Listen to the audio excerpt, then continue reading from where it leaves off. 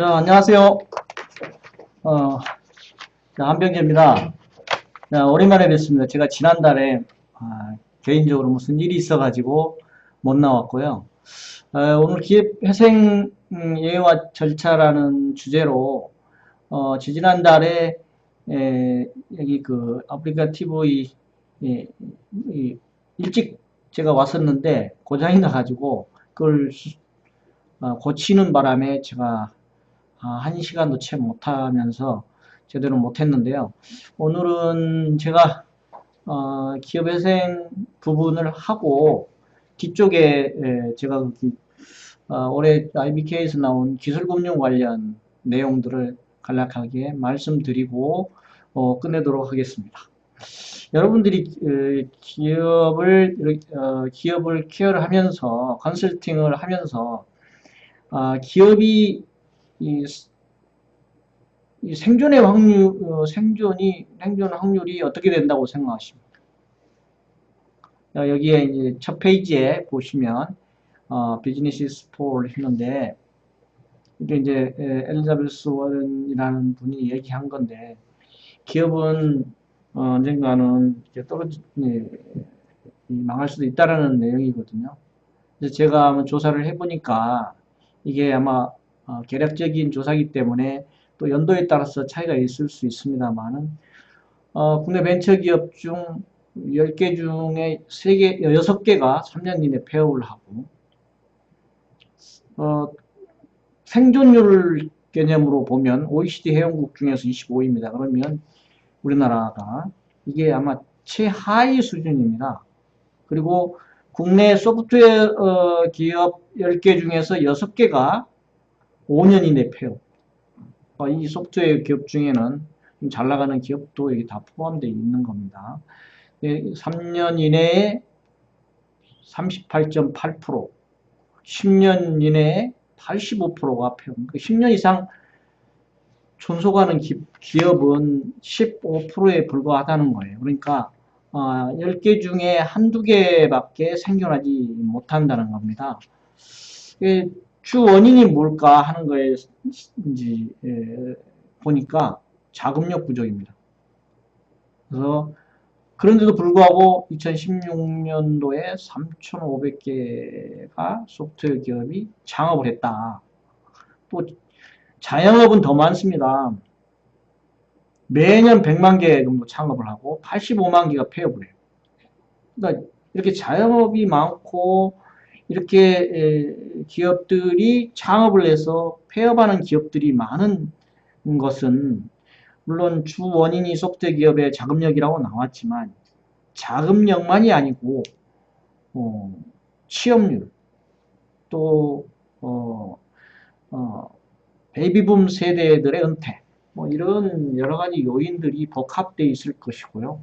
또 사회적으로 이렇게 지원해주는 시스템이 아마 제대로 작동을 못하고 있기 때문이 아닌가 하는 생각이 듭니다. 그래서 제가 이 서두에 이런 내용을 꺼낸 거는 제가 기업 회생에 대한 내용을 말씀드리고자 하기 서두에 꺼낸 건데요. 기업 회생이 뭡니까? 기업이 어떻게 살아날 수 있는 거를 국가적으로 법을 만들어서 기업회생 절차라는 용어를 써서 법을 만들었습니다. 과거에는 뒤에서 나옵니다만은 여러 가지 법, 여러 가지 화의법이라든지 기업 구조조정법이라든지 여러 가지 법으로 나뉘어 있었는데 실효성이 없어서 이렇게 통합을 했다는 걸 말씀드리고요. 두 번째 페이지 보면 우리나라는 크게 한 10년 단위로 상당히 경제적인 위기들이 이렇게 찾아옵니다. 사이클인 것 같기도 하는데요. 근데 다행히도 위기는 있습니다만은 작년, 재작년 때 슬기롭게 넘어간 것 같기도 하고요. 1997년을 기억하실 겁니다. 우리가 IMF 외환위기가 와가지고 국가 부도가 났지 않습니까? 국가가 부도나고,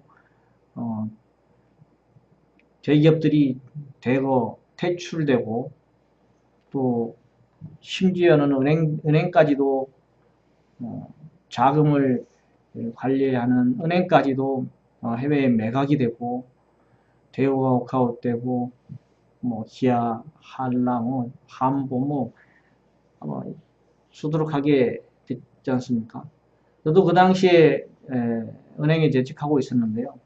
그때 저희도 뭐한 4천 명 정도 4천 명? 4천 명인가요? 4천 명인가 6천 명인가를 4천 명 정도 되는 걸로 기억이 나는데 그때 4천 명 정도가 잘렸어요. 저희가 생생해요. 근데 이제 본부에서 통보를 받은 지점장들, 직원들 이게 봤는데 참 가슴 아프더라고요. 근데 이제 뭐 어떤 기준을 가지고 퇴출은 시켰지만 평생 직장이라고 생각했던 곳에서 이렇게 퇴출되는데 얼마나 억울하겠습니까? 또 여러분 또 기억하실 겁니다. IMF 위기 때 금모으기 운동도 하셨고 국가를 살리기 위해서 참 피눈물 나는 일들을 많이 한 거를 여러분이 생생하게 기억하실 겁니다. 2008년 또 글로벌 금융위기가 와가지고 리먼 브로더스 은행이 파산하고 서프라임 모기 조린 사태가 일어나고 이러면서 같이 이제 저희 뭐 미국, 유럽 이런 데서 이런 사태가 터지니까 우리나라야 뭐 조그만 국가가 거기에 뭐 당장 휘말릴 수밖에 없죠. 왜냐하면 우리나라는 채권국이 아니고 채무국이기 때문에 뭐 금리는 올라가고 자금 차입이 어려워지고 이런 사태가 벌어진 거죠. 이게 이제 모태가 돼서 사실은 기업 구조 조정을 하게 되고 또 여기에 맞춰서 채무자회사 및 파산에 관한 법률을 작년 3월 28일 날부터 시행하게 됐어요. 이게 이제 채무자 회생 및 파산에 관한 법률인데요. 이게 이제 약칭으로 채무자 회생법이라고 그래요. 채무자 회생법. 그래서 지금은 이걸로 큰 틀의 법률로서 적용을 받고 그 밑에 이제 뭐 준칙이라든지 여러 가지 이제 시행하는 데 있어서 내용은 이제 세세하게 나와 있는데요. 여기하고 이제 맞물려서 이 무렵에 3월 28일 이 무렵 작년 상반기에 서울에는 서울회생법원이라고 새로 생겼습니다. 법원이 법원장이 생긴 거죠. 그 전에는 서울중앙법원의 파산부라기라도 하나의 부로서 이제 작동을 했던 건데 이게 이제 서울회생법원이라 해서 하나 생겼습니다. 이제 지방은 아직까지는 그 파산부가 그대로 존속하고 있고요. 또 이제 좀 소도시에 가면 파산부가 없고 이제 민사부에서 그걸 같이 파산 업무를 같이 겸하고 있는데 그러다 보니까 이제 업무 처리가 신속성이 떨어지고 이러다 보니까 지금은 고등법원 관할 소속에 있는 법인이나 이런 곳에서는 그러니까 경기도 이런 관할은 고등법원이 관할이 서울이죠. 그러다 보니까 대부분 경기도 있는 이런 수원지방법원 이런 데다가 의정부 이런 데다 하지 않고 서울회생법원에다가 회생 신청이나 파산 신청을 하는 경우가 많이 있어요. 그러다 보니까 서울회생법원은 일이 굉장히 많습니다.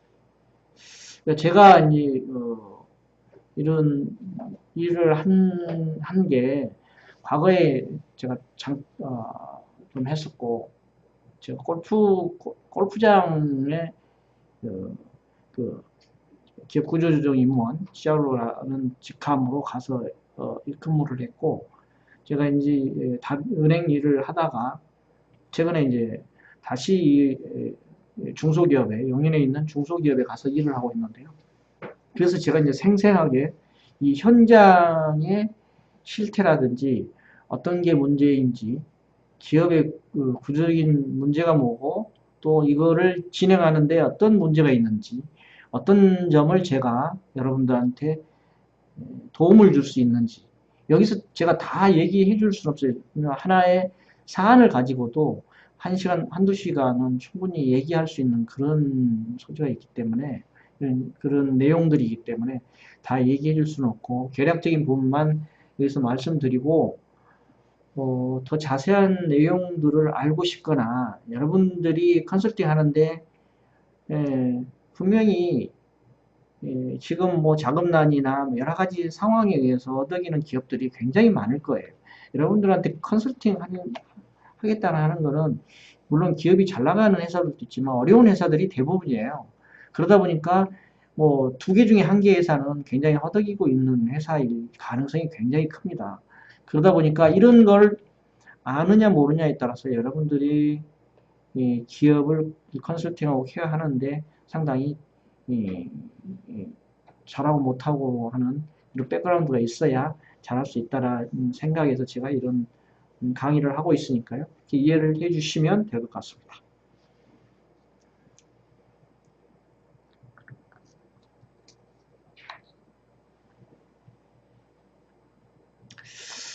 그러면 기업의 부실은 어디에서 올 건가? 그러면 이제 기업이 부실하게 된 원인은 여러 가지 있습니다만 아까 모두에서 제가 얘기했던 자금력 부족, 소프트웨어 기업은 대다수가 자금력 부족이라고 얘기했지 않습니까? 소프트웨어 기업들은 기술력만 가지고 자금이 없는 상태에서 이렇게 하는 경우가 많은데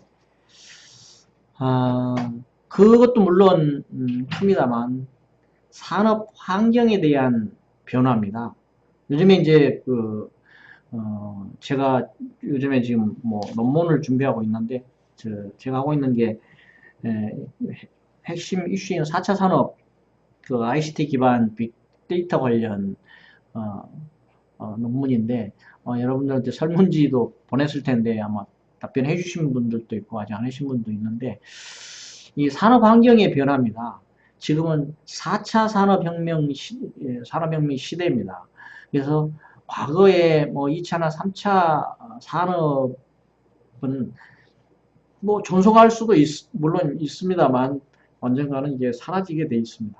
그래서 자꾸 기계화 선진화 뭐 이렇게 되다 보니까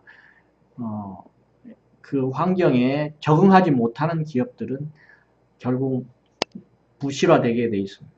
또 영업 환경의 변화에도 순응하지 못하는 기업들은 잘 따라가지 못하는 기업도 또한 부실의 원인이 됩니다. 영업 환경이 뭡니까? 영업 환경이 뭐 경쟁 똑같은 환경의 경쟁은 뭐 차치하고라도 영업하는 방식이 차이가 생길 수도 있고요.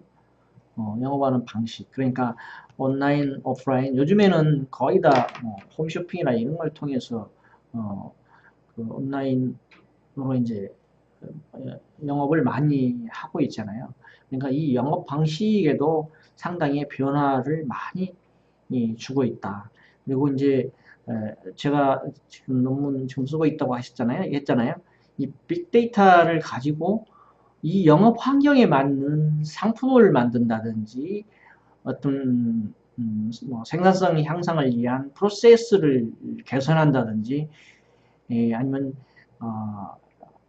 신상품을 미래에 적합한 신상품을 만든다든지 이런 것들도 특히 이제 중소기업들은 어떤 의사결정을 할 때 오나의 판단 미스가 굉장히 큰 경우가 있거든요. 뒤에 이제 과다 투자라는 부분이 이제 그런 부분하고 연관이 되는데요.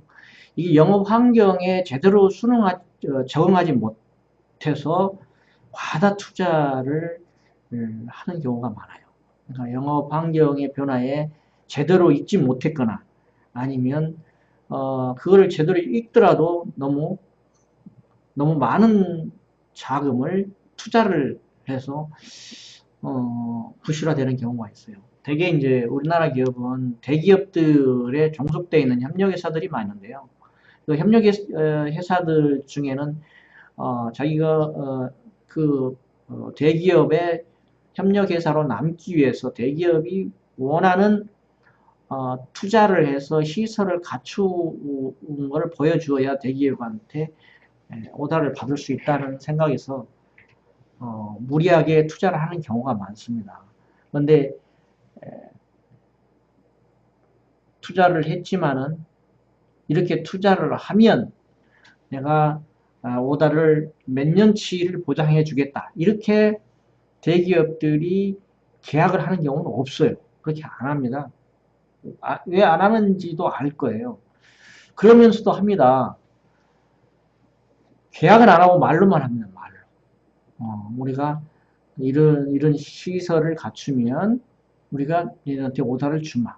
그것만 되게 믿고 하죠. 그러니까 의린 관계이기 때문에 갑한테 감히 계약서 쓰세요, 도장 찍어주세요 이렇게는 못하죠. 그렇게 해줄 리도 없고 너 협력회사 니네 아니어도 우리한테 거래하고자 하는 기업이 줄을 서 있다. 그러니까 얘기 못하다가 당하는 경우가 많아요. 그러다 보니까 투자는 해놓고 실제 오다는 이 투자 대비 수익을 챙길 수 없는 구조로 가다 보니까 문제가 생기는 거고, 심지어는 이렇게 투자를 해놨는데 대기업이 이 제품은 우리 중단한다. 더 업그레이드된 새로운 상품에 우리는 투자를 하겠다. 이래가지고 이 시설이 쓸모없는 경우가 생기는 경우도 있어요. 그리고 매년 재계약을 하면서 더 시설이 좋고 더 마진을 단가를 다운시켜서 다른 데 이 오다를 따기 위해서 치고 들어오는 기업한테 결국 이겨내지 못해서 오다를 뺏기는 경우가 있어요. 그러다 보니까 문을 닫는 경우가 있고요. 대기업은 속성상 대기업의 이익은 많이 챙겨서 영업이익이 10조니 20조니 막 이렇게 하지만 중소기업은 겨우 먹고 살 정도 외에는 주지를 않습니다. 왜냐하면 재무제표, 손익계산서를 다 달라고 그러니까 마진 좀 주십시오 하면 그거 다 가져오라고 그럽니다. 다 가져가서 그걸 가지고 다 뒤져보기 때문에 남을 수가 없어요. 그러니까 이렇게 많이 투자하면 평생 그 투자된 시설 자금은 은행에 갚을 수가 없어요. 그러고 가는 거죠. 결국 이제 다시 시설 자금은 다시 이제 운전 자금이 되고 운전 자금을 다시 연장하게 되고 이런 구조를 가다 보니까 결국에는 문을 닫게 되는 그런 현상이 생기죠. 이러니까 이제 투자를 많이 했다는 얘기는 부채가 많다는 얘기죠. 부채가 많으면 기업이 힘들잖아요. 이자 내기도 빠듯하고. 이제 부채 비율이 높으면 기업의 신용 등급도 떨어지잖아요. 또 기업 부실의 원인은 관련 회사 부실화에 따라서 동반돼서 부실화되는 경우도 많습니다. 왜냐면 관계회사라든지 자회사라든지 또 이제 외형상으로는 관계회사가 아닌 것처럼 보이지만 실제로 투자한 회사들이 있습니다. 그러니까 다른 자기 친인척 명의로 해주는 경우들이 있거든요. 여기 이제 회사들이 어려우면 거기서 자금을 관련 회사에서 빌려옵니다. 그래서 막아요. 막고 이제 또 진행하다가 또 이제 이쪽에서 회사가 좀 괜찮되면 그때 또 일부 갚아요. 그러다가 이제 자금이 왔다 갔다 이렇게 하다가 보면 결국에 이 회사가 어려워지면 기존에 돈을 빌려준 관련 회사들이 어려워지죠. 그러다 보니까 같이 부실화되는 경우도 있고 되게 관련 회사들은 동일한 제품이나 그 동일한 제품에 들어가는 부품을 생산하거나 도소매를 도매를 하거나 뭐 이런 경우가 많거든요. 그러다 보니까 동반부실화되는 경우는 다반사입니다. 제가 지금 있는 회사도 회사가 두 개인데요. 하나는 부인 명의로 돼 있어, 100% 부인 명의로 돼 있는데요. 제가 법원의 건의는 이 동일한 회사를 합쳐서 가면 동일한 부품, 동일한 제품을 만들기 때문에 시너지 효과가 분명히 있어서 합쳐서 이걸 구조조정을 하자, 기업회생을 하자 이렇게 판사한테 건의를 드렸더니 판사가 고개를 갸우뚱하는 거예요. 왜 그러냐? 기업 회생 절차에 들어가는 기업의 생존율은 과거에는 한 10% 정도밖에 안 됐어요. 지금 한 30% 정도 된다는 거예요. 이렇게 기업이 어려워서 국가의 법을 이용해서 저를 살려주십시오 하는데도 불구하고 생존율이 30% 정도 됩니다. 뒤에서 이제 말씀드리겠지만 왜 30%밖에 안 되느냐 하는 건 뒤에서 좀 말씀드리겠습니다. 그 다음에 기업 부실의 원인의 이제 마지막 한 가지는 우발채무 현실화입니다. 우발채무가 뭡니까? 대개는 우발채무는 뭐 보증서를 끊어줬다든지 아니면 어떤 상황이 생기면 제가 그 채무를 부담하겠다라든지 이런 게 이게 이제 현실화된 거죠, 사실은. 그런 경우에 이걸 부채로서 따는 거예요. 그러다 보니까 이것도 생각지도 않았던 것들이 이 부채로 당기다 보니까 문제가 생기는 경우가 많이 있어요. 그러니까 모발 채무 같은 경우는 주로 보증 채무인 경우, 또 이제 보증서를 끊어준 경우, 어떤 이제 조건을 붙이면서 이제 뭐 어떤 행위를 한 경우에 그 조건이 이제 기업의 뭐 자산이라든지 아니면 기업의 채무 이제 부채로 작용하는 경우에 발생하는 겁니다.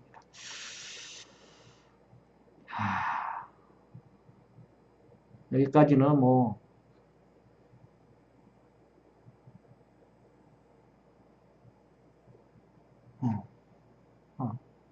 자, 이제 기업회생과 파산에 대해서 이제 전에는 기업회생, 파산 이게 이제 여러분들이 흔히 들은 얘기는 법정관리고요. 이제 법정관리라고 보시면 돼요.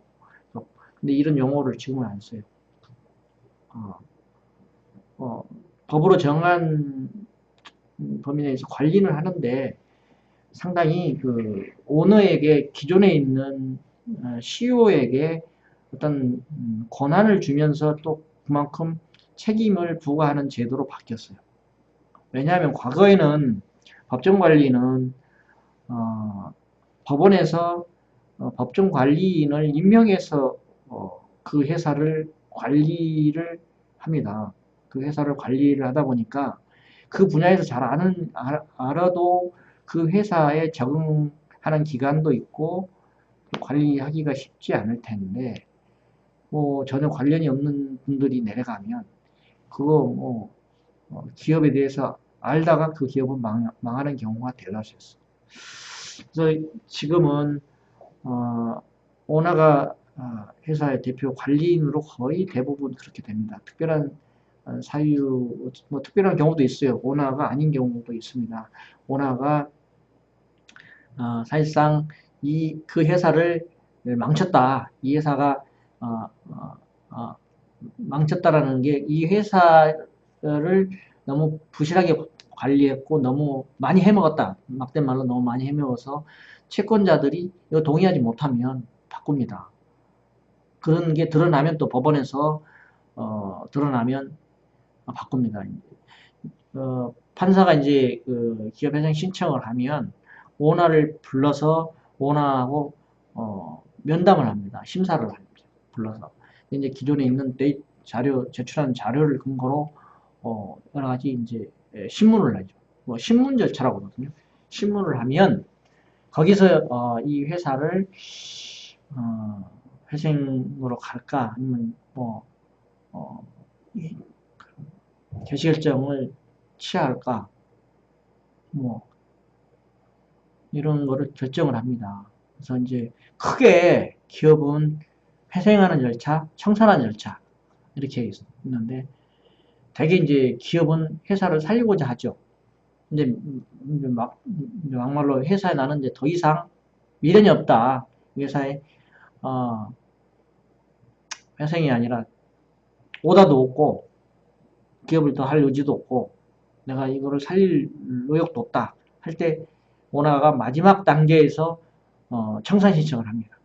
근데 이제 여기서 주로 얘기하는 거는 기업 회생에 대한 얘기일 거예요. 여러분 뭐 청산으로 가면 어, 뭐 크게 두 가지 방법이 있어요. 그냥 내버려 두는 거예요. 이제 뭐 채권자들이 집행을 하는 거죠. 이제 뭐 근저당권 설정돼 있으면 요걸 뭐 이미 매각을 하든지 아니면 뭐 가집행 이제 가압류 들어온 데는 또 이제 그 소송으로 해서 매각 추진을 하든지 뭐 털어내는 거고 법원 절차에 의하면 법원에 이제 파산 신청을 해가지고 거기 채권 비율에 맞춰서 나눠주는 거죠.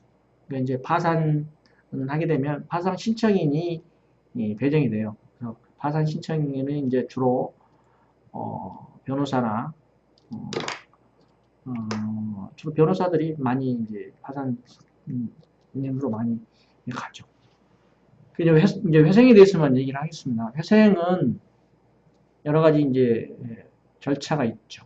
네, 자구 노력, 그러니까 이 있고 또 채권자하고 여기는 채무자잖아요. 이제 원하는 채무자가 협의해서 워크아웃을 하거든지 아니면 법원 절차에서 회생 신청을 하는 경우가 있는데 여기서 여러분들한테 얘기를 해주고자 하는 것은 회생 신청, 법원 절차에서 회생 신청인데 그러니까 여러분들이 기업을 컨설팅 할 때는 기업이 어렵다고 그러면 은행이라든지 이런 곳에서 자금을 유치할 수 있는지, 자금 대출을 받을 수 있는지부터 알아보시고, 이게 어렵다 그러면 이제 결국 이제 나는 부채가 많고 뭐 도저히 내가 버텨갈 수 없다라고 생각하면 이 자구 노력을 하죠. 이제 기업이 뭐 기술이 뭐 좋다든지 뭐 이러면 투자 유치도 받을 수 있을 것이고 또 뭐 IPO로 갈 수도 있을 것이고 뭐 또 이제 구조조정 내부적인 뭐 구조조정 할 수도 있을 것이고 또 가지고 있는 자산을 매각할 수도 있을 것이고 또 영업이라든지 영업권 양도 다른 기업에 양도해서 그 자금으로 충당하고 할 수도 있을 것이고 또 M&A 할 수도 있을 것이고 그러니까 여러 가지 자구 노력을 해보시고 또 채권자 협의해서 워크아웃 해보시고 그것도 안 되면 법원에 회생 신청을 하는 겁니다. 청산은 아까 말씀드렸듯이 이제 기업이 더 이상 내가 버텨낼 수 없다. 뭐 매출도 뭐 안 일어나고 더 이상 뭐 회생할 기미가 없다. 뭐 다른 이제 뭐 기술도 없고 아무것도 없다라고 생각하시면 청산 방법으로 가는 수밖에 없어요. 아까 이제 뭐 얘기했던 거를 이제 조금 더 좀 이제 전문 용어로 표현한 것뿐이에요. 법인의 회생은 경제성이 있어야 돼요. 회생하려면 경제성이 있어야 돼요. 그러니까 경제성이 있다는 얘기는 매출이 일어나고 수익이 발생해야 돼요. 그리고 영업이 계속적으로 오다가 있어야 돼요. 그러니까 이런 게 없다고 그러면 법원에서 회생 신청해도 안 받아주겠죠. 그러니까 이런 기업들은 재무 구조가 악화된 거예요. 재무 구조가 악화됐다는 얘기는 부채가 자산보다 너무 많다는 거예요. 되게 회생 들어간 기업들은 보유하고 있는 자산보다도 부채가 훨씬 많습니다. 훨씬 많아요. 제가 있는 기업도 자산은 80억인데 부채는 한 120억 정도 돼요. 그러니까 뭐 재무 구조가 이렇게 악화되면 근데 영업은 계속해요. 영업은 계속하고 오다는 꾸준히 있어요. 그러니까 수익이 나죠. 그러니까 수입이 영업 비용보다 많아야 돼요. 그래야 이 수입을 가지고 갚을 능력이 있죠. 그러니까 갚을 능력이 있어야 돼요. 갚을 능력이 있는데 당장 부채가 많다 보니까 지금 갚을 능력이 안 되니까 조금 탕감해주라. 탕감해주고 내가 나눠서 지금 나눈다는 얘기는 한 10년으로 안배하거든요. 10년 동안 갚겠다. 좀 법, 법적으로 좀 깎아주라. 이런 거예요. 그런데 문제는, 여기 이제 계속 기업 가치라고 나오잖아요. 그러니까 지금, 이 기업이, 이걸 청산했을 때의 청산 가치하고 10년 동안 벌었을 수익을 내서 번 기업 가치하고를 비교를 해요. 비교를 해서, 계속 기업 가치가 청산 가치보다 높아야만이 기업 회생을 할 수가 있어요. 그러니까 개시결정은 판사가 신문에 의해서 오나가 이렇게 뭐 해먹은 게 뭐 뚜렷하지 않고 열심히 했는데 또 영업을 계속 할 수 있는데 지금 당장 부채 압박에 의해서 지금 어렵기 때문에 이런 경우에 이제 개시결정은 내려주는데 실제 이제 나중에 뒤에서 나옵니다만은 법원에서 선임한 조사위원이 가서 어, 기업의 가치, 뭐 자산 가치를 평가를 해요. 평가를 하는데 형상 가치하고 계속 가치하고 비교를 해서 청산 가치가 높으면 바로 청산이 들어가고 계속 높으면 인가가 안 나요. 바로 거기서 취하가 돼요. 바로 회생 절차가 진행이 안 돼요. 바로 끝나버려요. 그러면 바로 채권자들은 어떤 법으로 이제 실행을 하는 거죠. 뭐 가압류돼 있는 거 가압류 실행하는 거고 또 뭐 근저작권 설정된 견저작권이 실행돼 있고 기계가 뭐 리스기가 있다면 리스 기계를 다 가져갈 것이고 이렇게 이제 세상이 생기는 거고 그다음에 파산은 아까 앞에서 얘기했듯이 경제성이 없는 거예요. 실제 기업이 매출이 제대로 일어나지 않고 하기 때문에 영업은 지속할 수 없으니 영업이 중단되는 거죠. 그러니까 결국에는 수익 구조가 악화돼서 그러는 거예요. 영업 비용이 더 많이 나가는 거예요, 수익보다. 그러니까 이 기업이 존속할 수가 없죠. 그러다 보니까 이 청산을 해서 이거를 채권자들한테 배분해 주는 거예요. 그러니까 회생은 계속 돈을 벌어서 이 가치를 채권자들한테 나눠주는 거거든요. 그러니까 10년 동안 어떻게 수입이 생겨, 어떻게 구조가 나오겠다. 그러면 그게 예를 들어서 10년 동안, 그게 이제 현재 가치로 이제 계산을 하거든요. 현재 가치로 계산하는 방법은 이제 굉장히 수리적으로 복잡한데, 그거를, 예를 들어서 그게 50억이다. 근데 채권, 채권액은 100억이다. 그러면 이거를 50% 이상 탕감을 하는 거죠. 그러니까 이 계속 가치에 맞춰서 채권자들에게 분배를 하는 거예요. 물론 이제 분배 절차는 좀 복잡합니다. 분배 절차는 회생 담보권자가 있고 회생 채권자가 있고 이러기 때문에 또 이제 주주 관련이 있고 또 이제 그 채무자 관련 채권도 있어요. 그러니까 좀 그런 거는 이제 좀 복잡하니까 그건 나중에 개별적으로 뭐 필요하시면 저한테 물어보시면 되고요. 여기서는 다 얘기해 주기가 시간상으로 조금 그럴 것 같습니다. 왜 답이 안 나오나?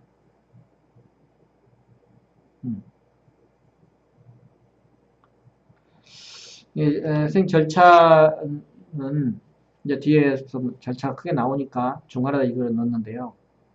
이 용어를 그대로 해석하시면 돼요. 이게 이제 채무자 회생법 제1조에 나오는 목적에 대한 겁니다. 그러니까 재정적 파탄에 직면한 채무자에게. 이 용어가 법률적인 용어는 용어 하나하나에 굉장히 의미가 있어요. 재정적 파탄입니다. 재정적 파탄에 직면한 채무자에게 이해관계인의 법률 관계를 조정하여 회생을 도모한다. 그러니까 이해관계인이라는 게 주로 이제 크게 보면 채권자죠. 채권자. 뭐 채권자만 아니고 뭐 주주도 있는 거고요. 왜냐하면 나중에 주주는 감자를 하게 돼 있거든요. 자기가 자본금이 줄어들게 돼 있어요. 자본금을 이제 뭐 20분의 1로 이렇게 감자를 하거든요. 그러니까 이해관계인 주주도 되는 거고요. 채권자도 되는 거고.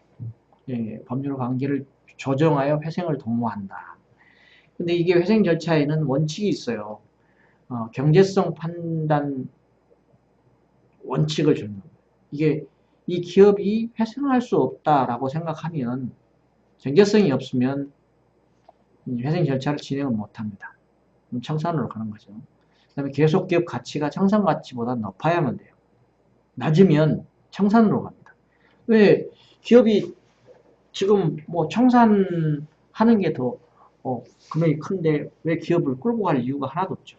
특히 이제 금융권에서는 청산 가치가 높으면 당연히 안 할 뿐만이 아니고 실은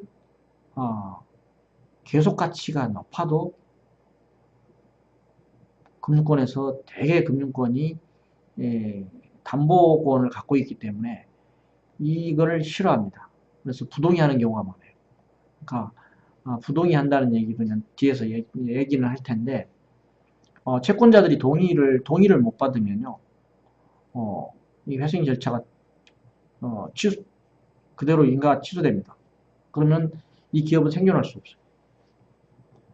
그 다음에 개별적인 권리 행사를 제한하고 금지합니다. 회생에 들어가면 모든 거기에 감유, 뭐 설정 이런 것들이 스톱이 됩니다. 그걸 행사를 못하게 돼 있어요. 금지하게 돼 있어요. 안녕하세요. 그리고 네네 어서 오십시오. 네. 늦으셨네. 네. 차가 지금 그러셨어요? 한참 진행됐는데 네. 오시는 중이었겠구나. 반갑습니다. 네. 좀 이 내용을 좀 아시나요? 회생 절차에 대해서? 제가 은행에 있었으니까. 그래요? 은행 어디 계셨어요? 우리은행에 있었어요. 우리은행. 이 업무를 뭐 해보셨나요? 업무는 안 했는데요. 네. 제가 우리은행 심사역도 하고 여신정책부장도 했으니까. 그랬어요? 대충 알죠. 하셔스 이 회생 절차에 대한 거는 잘 모르죠. 생소하죠. 네. 생소할 수 있습니다. 네. 저는 기업은행에 있었고요. 네. 지금 이 업무 이걸 하고 있습니다. 하고 있기 때문에 네. 실제 지금 실무를 하고 있기 때문에요. 네.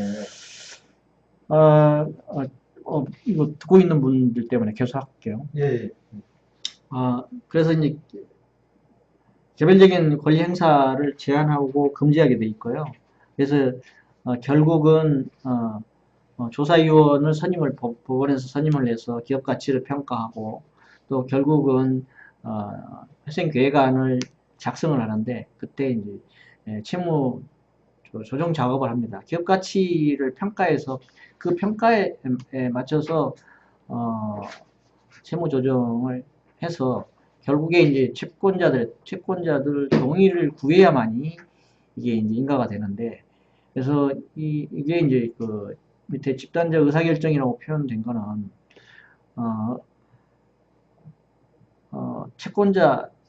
채권자도 여러 가지 종류가 있죠. 회생 채권자가 있고요. 그냥 회생 담보권자가 있고 뭐 주주들이 있지 않습니까? 이분들의 다 의사 결정을 다 의견을 다 듣고 거기에서 이제 판단하겠습니다.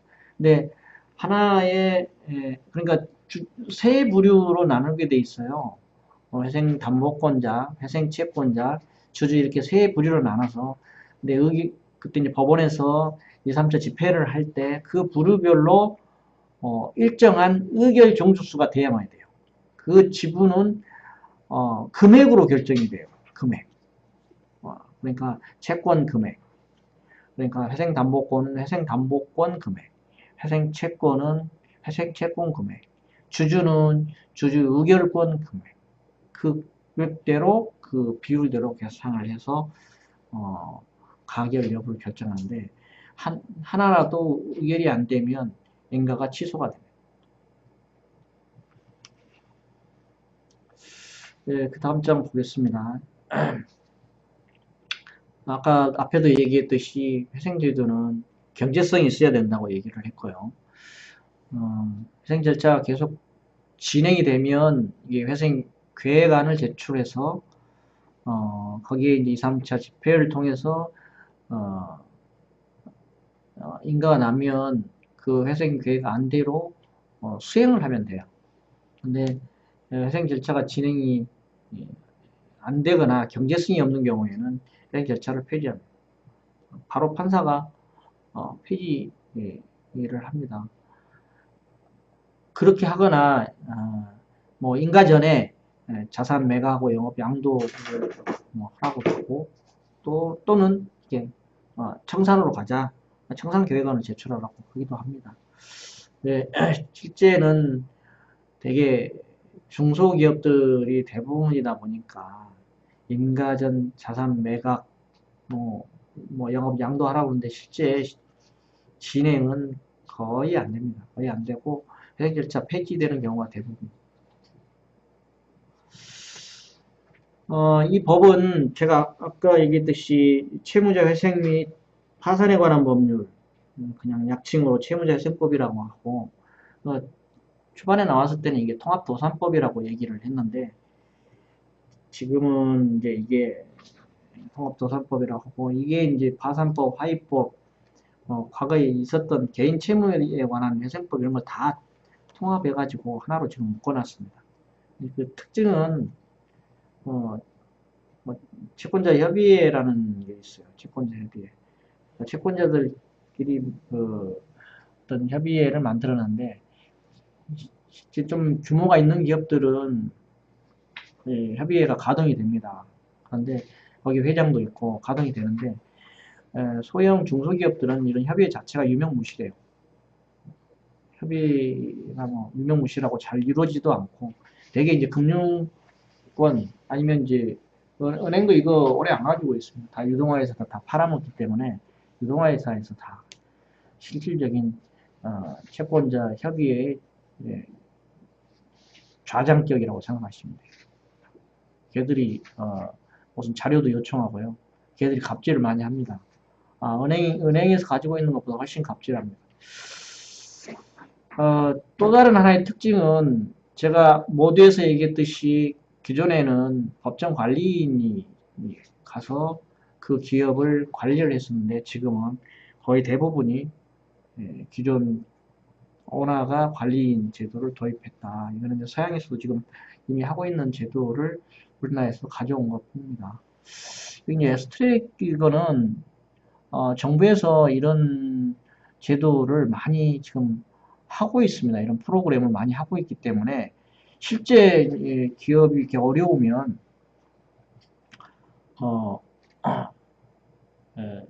이런 그 맞춤형 회생 절차 프로그램에 그 각각에 대해서 그 조언을 구할 필요가 있어 신청을 하면 지금 재능공단의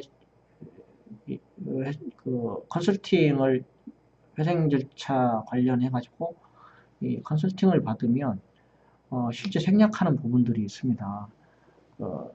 조사위원들이 나와서 하는 것들을 생략도 하고요. 그러니까 이런 것도 한번 이걸 일일이 다 설명해 줄 시간이 없기 때문에 이런 제도가 있다라는 걸 보여주는 거니까 이제 옛날에 중기청으로 이제 뭐 장학급에서 이제 뭐 중소 벤처 기업으로 장학급으로 승격하면서 또 이런 벤처 기업들이 얼마나 문을 많이 닫겠습니까? 이런 것들 회생 절차에 대해서 많이 또 기업이 아까 제가 뭐 10개 중에 6개 뭐 문을 닫는다고 얘기했잖아요. 그러다 보니까 그런 제도전 기회라든지 이런 것들을 많이 지금 하고 있습니다.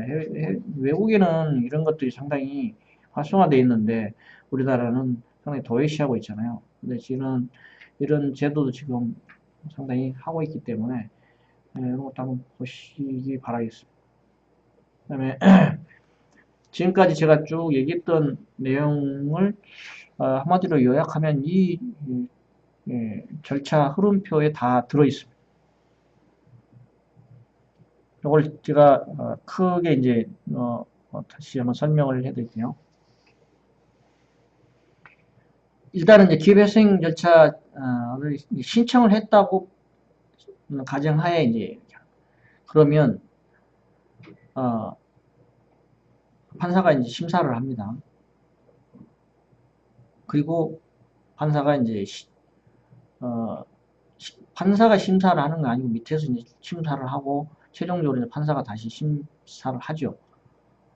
하고 신문을 합니다. 신문. 원화 신문을 해요. 원화 신문을 하고 그러면서 이제 뭐 보존처럼 처분하고 중지명령 내리고 이제 여러 가지 이제 그 기업에 대해서 내려놓고 타당하다 그러면 개시결정을 내려요. 개시결정을 내렸다는 얘기는 뭐냐면 이 기업은 기업회생 절차를 진행하겠다는 법원의 하나의 그 결정문이 와요. 법원의 결정문이 와요. 결정문 올 때 법원은 재판장이 있고 판사가 2명이 있어요. 세 사람 명의로 해가지고 결정문이 내려요. 시간까지 정해져요. 그러니까 제가 간 기업도 10월 19일 오후 오후라고 표현이 안 됐고 18시 16시 땡땡부터 개시결정한다. 그러니까 그 전에 일어난 거하고 그 후 일어난 거가 이게 완전히 다른 거예요. 그러니까 그 이후에 일어나는 거는 공익채권이라고 그 전에 일어나는 거는 이제 내용이 좀 다르죠.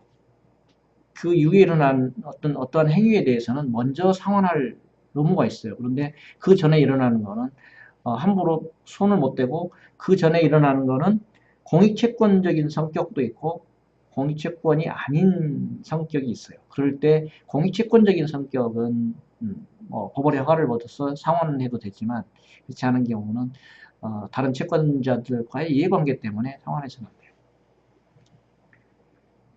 그런데 이 개시결정을 안 내리고 바로 기각을 할 수도 있어요. 심사를 해보니까 신문을 해보니까 여러 가지 문제가 있다.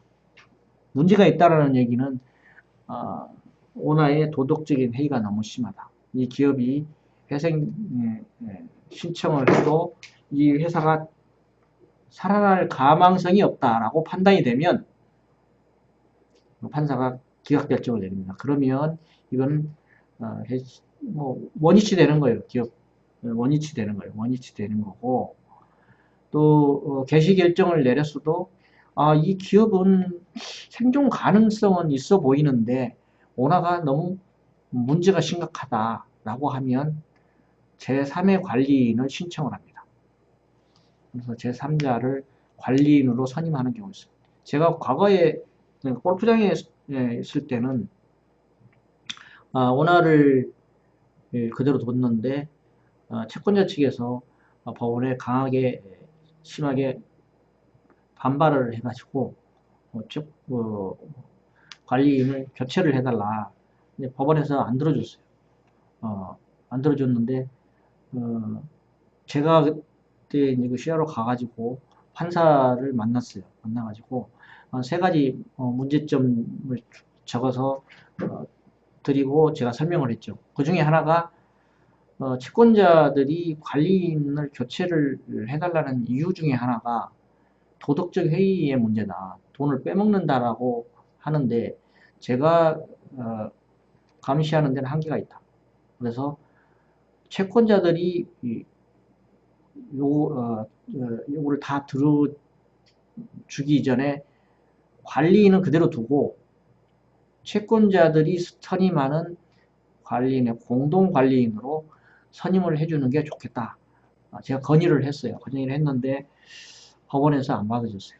법원에 안 받아줘서 결국은 그 골프장은 난장판이 되고 그 이후로 인가가 취소가 되고 다시 이제 채권자들이 후퇴해가지고 관리인하고 같이 후퇴해가지고 공동 관리인으로 결국은 선임을 했어요. 그러면서 기존의 관리인은 빼고 그 밑에 있는 전무를 관리인으로 하고 채권자가 요청하는 관리인 공동 관리인으로 해가지고 결국은 인가전 M&A 해가지고 다른 기관에 팔았어요. 팔아가지고 종결을 했고 그래서 마무리됐는데요. 개시결정이 났다고 치고 개시결정이 나면 그 다음에는 회생채권 그 목록 제출을 합니다. 그러니까 회생채권자들이 뭐 누구 있고 뭐뭐 있다라는 걸 제출을 합니다. 그 다음에 이거는 이제 채무자가 이제 제출을 하는 거죠. 그 다음에 이제 이 대상으로 또 공고를 냅니다. 채권 신고를 하라고 채권자들한테 공고를 내면 채권자들이 신고가 들어옵니다. 법원에. 그러면 이제 그걸 가지고 조사위원이 이제 채권 조사를 하면서 기업의 이제 기업가치하고 청산가치 평가를 합니다. 조사가 나와요. 그것도 법원에 선임한 조사위원이 나오거든요. 근데 되게 이제 CPA들 있죠. 그 뭐 세부적인 거는 뭐 많이 알고 있는데 그거는 개인적으로 필요하면 또 여쭤볼 수 시간상으로 그러니까. 그래서 이제 이 조사에 의해서 결국에 이제 조사위원이 이 기업의 전체적인 거를 청산가치와 계속가치 평가를 내립니다. 그래서 여기에서 청산가치가 높으면 이 기업은 폐지됩니다. 바로 기업 회생이 바로 폐지가 되니까 더 이상 진행이 안 되죠. 근데 이제 계속가치가 높다 그러면 다시 이제 회생계획안을 이제 제출을 하라고 합니다. 여기 보면은 전에는 유례 관계인 집회가 있는데요. 유례 관계인 집회가 있는 데도 있습니다. 이거는 이제 규모가 꽤 큰 기업이라든지 문제가 있는 기업들은 관계인 집회를 하는데요. 지금 거의 다 안 합니다. 거의 다 안 하고 조사 보고서를 좀 요약한 거를 채권자들한테 다 발송을 하게 돼 있어요. 발송하게 돼 있어서 이제 발송을 합니다. 그 다음에는 회생계획안을 법원에서 언제까지 제출하라고 또 명령문이 떨어집니다. 그러면 그걸 가지고 이제 채무자는 회생계획안을 제출해요. 지금 제가 있는 회사가 지금 현재 상태가 여기까지 와 있어요. 그래서 계획안을 제출을 했어요. 제출을 했는데 이 채무자는 더 많이 탕감받고 싶고 채권자는 일부 이제 유동화회사에 간 회사하고 모 회사에서는 이거를 동의를 안 하겠다. 왜 지금 청산하면 우리가 다 받을 수 있는데 왜 이거 회생계획안 제출 동의 못 하겠다 해가지고 지금 난항이 있습니다. 그래서 법원에 2, 3차 집회를 그러니까 그 다음에는 2, 3차 집회거든요. 동시에 하는 거예요.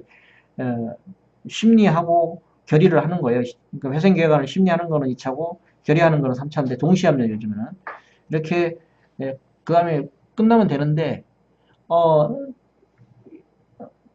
채권자 1, 2순위들이 반대를 하고 있기 때문에 일단은 연기 요청을 내렸어요. 연기 요청을 내고 그 다음에 이제 수정안을 낼 거예요. 회생계획안 수정안을 낼 건데 지금 협상 중인데 상당히 뭐 반대가 심하고 또 이제 이 와중에 모 은행에서 조사 확정 재판 신청을 냈어요. 이게는 뭐냐면 그리고 채권자들이 조사 확정 이의 신청을 네 군데 업체가 냈어요. 그래서 이 절차가 필요한데 최근에 판사들 발령이 나면서 상당히 좀 저희가 있는 그 판사도 지금 바뀌었거든요. 판사가 3명인데 우리 주심 판사 바뀌고 재판장만 그대로 판사 2명이 다 바뀌었어요. 그러다 보니까 좀 지연되는 것 같고요. 또 이제 뭐 채권자들이 동의를 안 해서 좀 난항을 겪고 있습니다. 이런 과정이 있는데요. 이런 게 이제 상당히 애로사항인 것 같고요. 기업은 채무자는 탕감을 많이 받고 싶고 10년간 나눠서 조금만 내고 싶고 채권자들은 담보권 있는 채권자들은 빨리 팔아서 이걸 회수하고 싶고 뭐 빨리 회수하기를 원하는 게 속성이죠. 그러다 보니까 지금 뭐 동의를 안 해주고 있는데 이것도 이제 뭐 해결하는 방법은 있는데요. 상당히 좀 만만치는 않습니다. 예를 들어서 이제 그 회생계획을 정상적으로 제출해가지고 2, 3차 집회에서 가결이 될 경우에는 아까 말씀드린 대로 회생담보권조, 회생채권조, 주주조 이렇게 나눠가지고 다 거기에 이제 가결을 해야 돼요. 왜냐면 회생담보권조는 4분의 3, 그 다음에 생채권조는 3분의 2, 그 다음에 주조 3분의 2, 이 요건을 갖춰야 돼요. 의결을 돼야만이 돼요. 근데 뭐 예외적인 조항은 있기는 한데 거의 예외는 거의 없다고 보시면 돼요. 그런 예외적인 강제 인가 내는 방법은 있기는 있습니다만 그런 거는 좀 특수한 사례라고 보시면 될 것 같고요. 그래서 인가가 나면 여기에 동의를 안 하면 이제 뭐 불인가 때문에 이제 금액도 폐지되는 거고요. 인가가 나면 회생 인가가 나고 그러면 이제 이대로 이제 수행을 하면 돼요.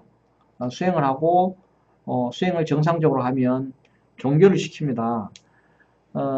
원래는 이제 이 종결은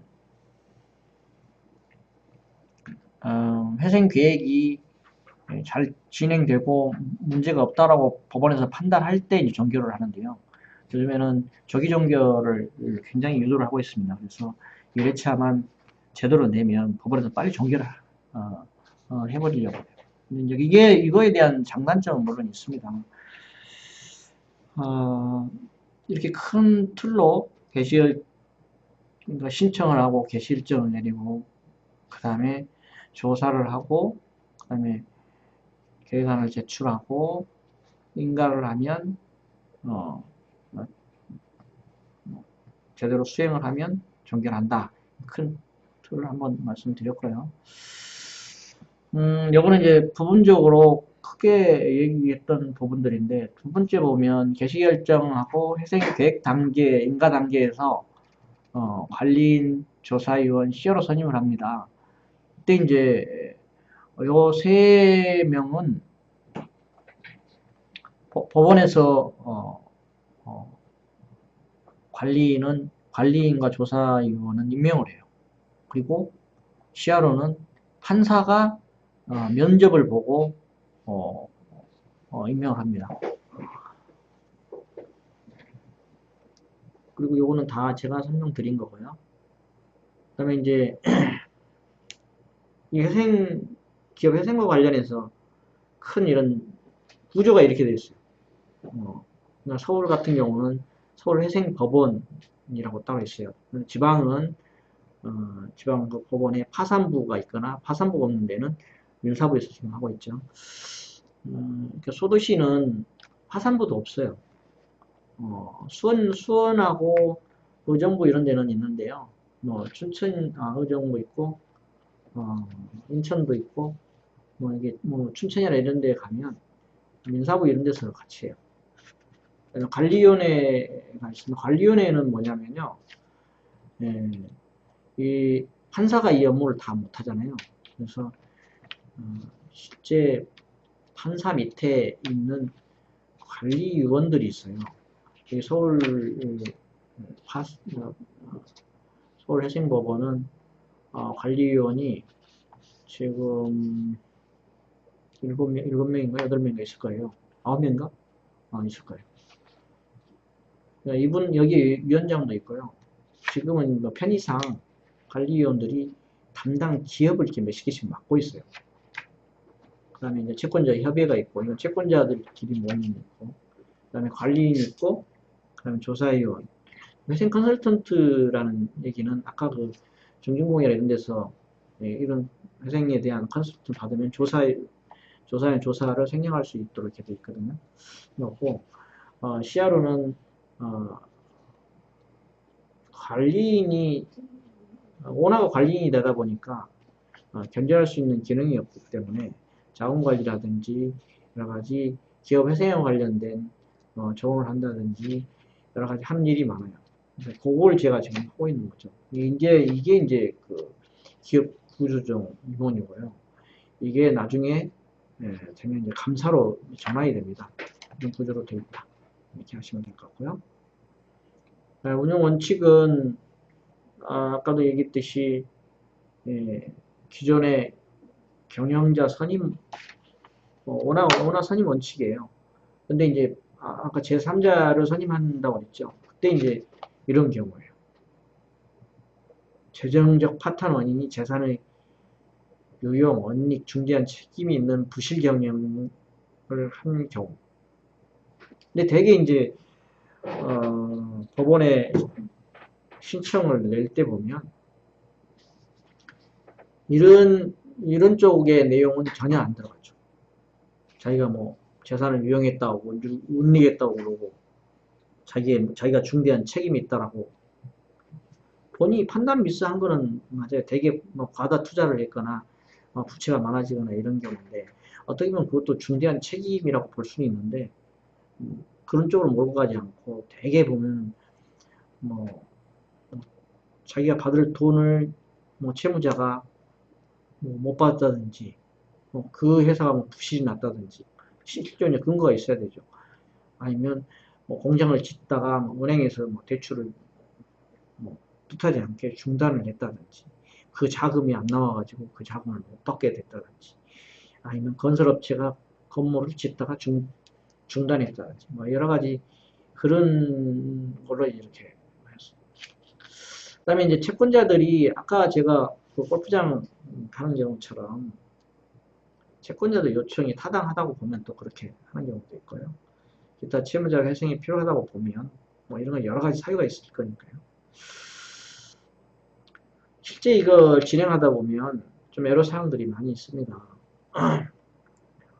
채권금융기관에서는 굉장히 이게 인식이 안 좋게 보는 거예요. 왜냐하면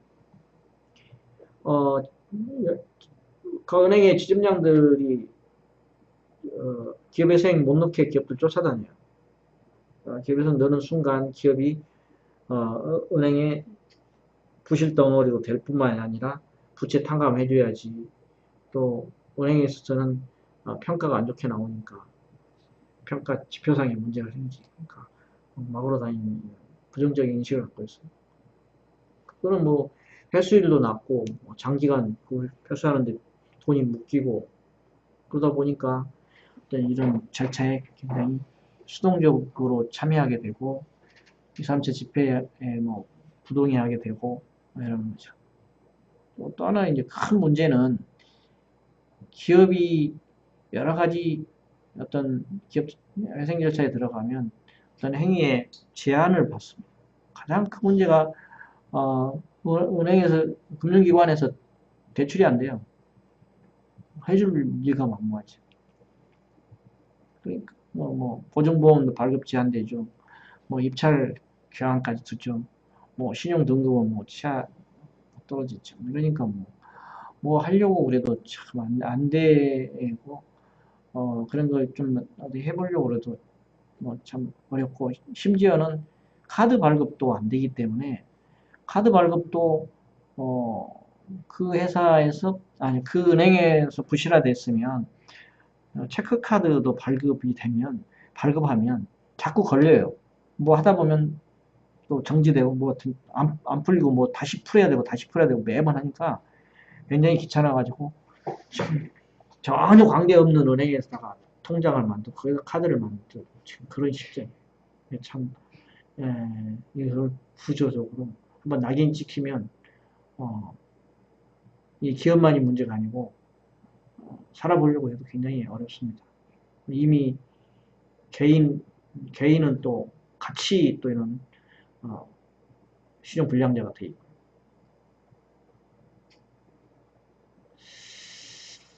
패스트트랙 이제 회생 절차의 산모일이라고 이렇게 표현을 제가 했는데요.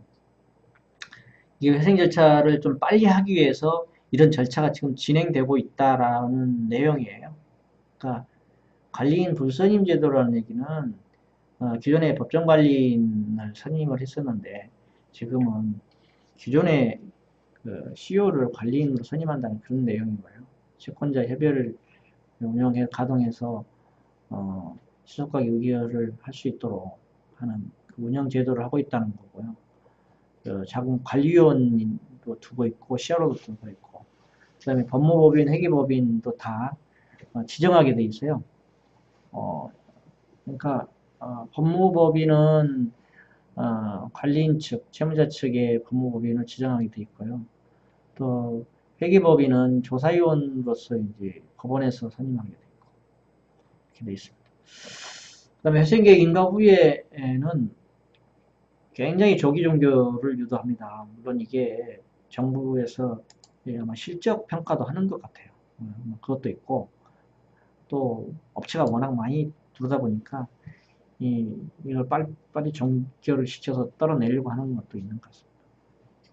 그래서 이런 채권자 협의에서 출자 전환한다든지 출자 전환 주주 의결권 행사는 이게 무슨 뜻이냐면요. 이게 이제 채권자들한테 탕감 하잖아요. 그러니까 이런 걸 받을 거 있는데 60% 탕감하면 40%밖에 못 받잖아요. 그러면 60%에 해당하는 금액을 출자 전환을 시켜줍니다. 그래서 의결권 행사할 수 있도록 이렇게 돼 있어요. 그 회사의 주주가 되는 거죠. 사실 중소기업이 주주가 돼봐야 아무 의미가 없어요. 의미가 없는데 출자 전환 주주가 많으면 그분들이 뭉치면 이 회사에 어떤 의결권 행사를 하는데 큰 행사가 자주할 수가 있어요. 그렇기 때문에 기업주가 마음대로 또 못하는 그런 것도 있어요. 그래서 나중에 이 의결권 행사를 지네들이 하기 위해서 이 의결권을 또 사고 팔기도 해요. 왜냐하면 지네들이 마음대로 행사하기 위해서 사고 팔기도 하고 은행에서도 많이 팝니다. 이렇게 팔기도 하고 또 뭐 별 볼 일 없다 싶으면 또 기업에서 그냥 내버려 둡니다. 대개는 기업이 생존이 쉽지 않은 경우가 많아요. 채권자 협의회에서 감사 추천을 하는 거고요. 그 다음에 한번 갚으면 종결시켜버리는 게 많고 또 M&A야 하면 좋지만 쉽지 않습니다.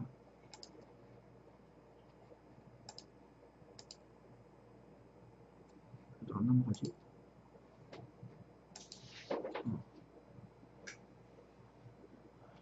또 간이회생제도라고 있습니다. 이게 50억 이하 담보권 그리고 30억 이하 채무 부담하는 경우에는 관리인을 따로 이렇게 CEO가 하는 거고 그다음에 간이조사위원이 있고 또 이제 정적수로 좀 안 하는 게 있는데요.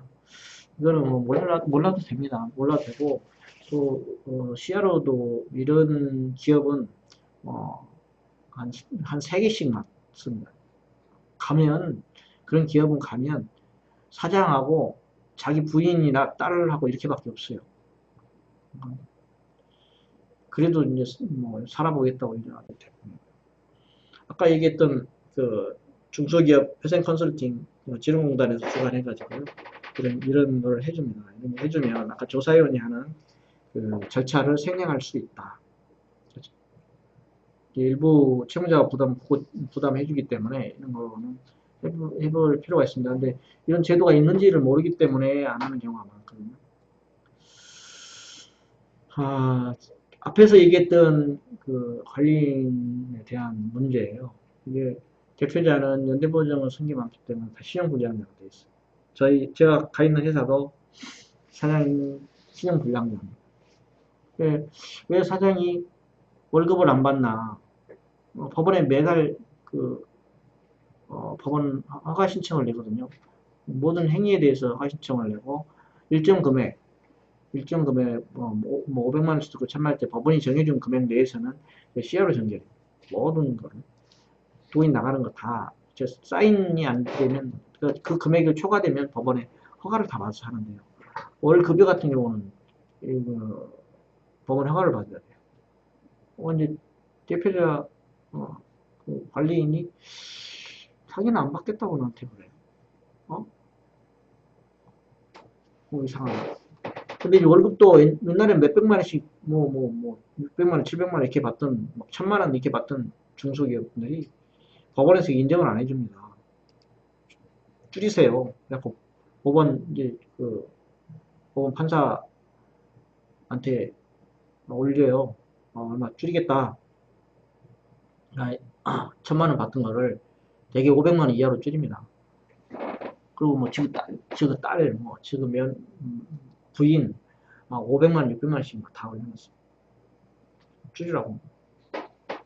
그게 올려서 근데 이제 그것도 안 받겠다고 그래요. 왜 그러는가 나 생각했더니 이게 분자자가 돼가지고요. 나중에 급여의 반이 이게 또 다시 안 돼가지고 이게 자기가 가져가는 건 반밖에 안 돼요. 그래서 안 받고 또 판사한테 잘 보이기 위해서 안 받는 것도 있고요. 몇 달 안 받더니 보너스 나오는 달부터 받더라고요. 근데 보너스도 원래는 못 주게 돼 있는데 법원에 이제 뭐 상해금이라는 명목을 해갖고 올렸더니 빠꾸만 했어요. 그래서 용어를 바꾸라 해가지고 월급에다 포함시켜갖고 생산장려금 포함을 해가지고 조금씩 나눠서 몇 달 이렇게 줬는데요. 그때부터 막 시작하더라고요. 그래서 이게 보증채무 부중성이라 해가지고 이제 주채무가 감면되더라도 보증채무자는 감면되지 않아요.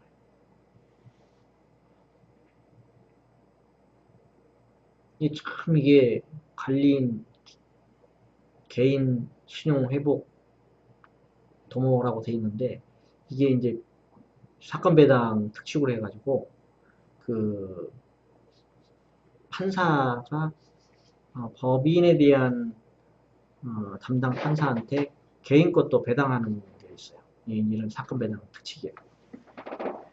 그리고 조사위원도 그 회사를 법인의 조사위원을 선임했던 분들을 개인에 대한 조사위원도 같이 선임해요. 그래야 이제 신속성도 있고 내용도 잘 알고 그런 거죠.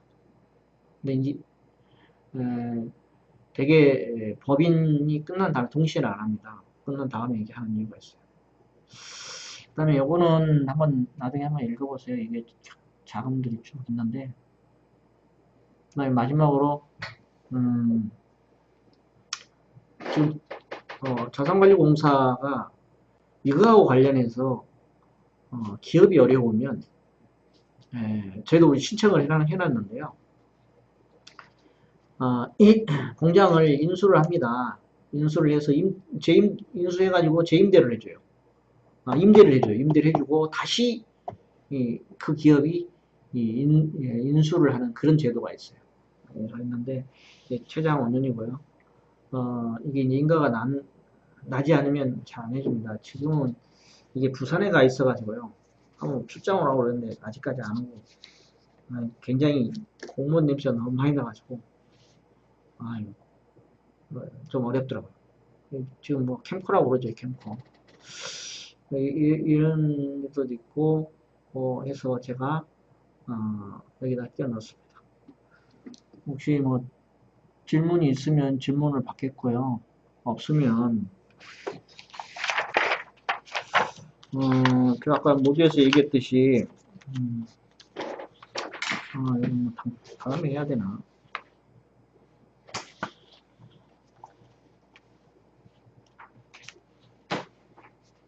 질문 혹시 있으면 받을게요. 아니, 기업은행과 우리은행이 만나면, 맞나? 우리 김 의원님 나왔구나. 네. 컨설팅 수임료요. 내가 정확하게는 모르겠는데요. 나중에 좀 알려드리겠습니다.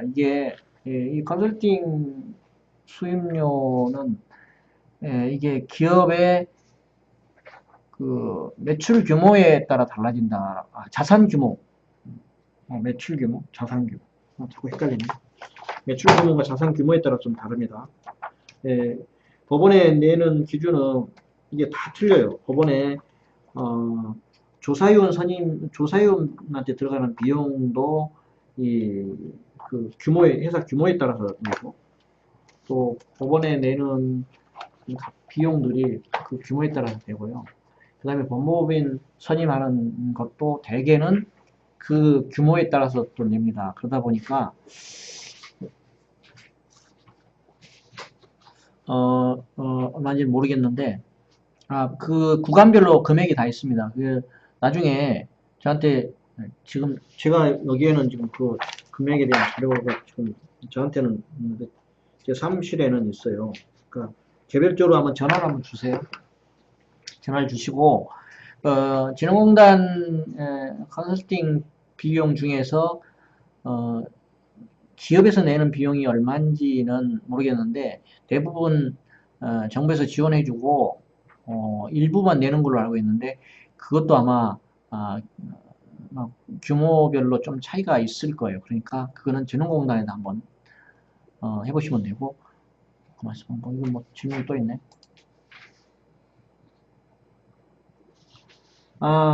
경주조사나 변리사는 수임은 안 될 겁니다. 진흥공단에서 임명한 사람이어야 될 거예요. 그러니까 진흥공단 직원이거나 진흥공단에서 위탁받은 사람은 가능할 겁니다. 경영지도사나 변리사 모르겠어요. 변리사는 모르겠는데 경영지도사는 가능할 수도 있고요. 변리사도 그 해당 업종이라면 진흥공단에서 인력풀을 가지고 있을 거니까요. 거기 인력풀에 어느 분들이 들어가는지는 제가 정확하게는 모르겠습니다. 그걸 한번 진흥공단에 한번 알아보십시오. 관심이 있으신 분들은 그렇게 한번 알아보시면 대상은 제가 충분히 되리라고 보는데요. 컨설팅 할 수 있는 능력이 되니까.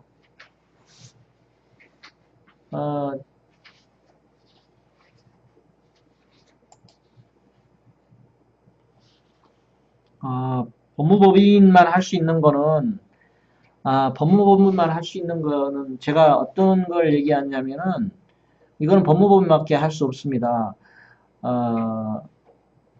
기업 회생 절차에 관여할 수 있는 거는 법무법인만이 가능합니다. 그러니까 법무법인과 채무자, 그러니까 법인이 계약을 해야 돼요.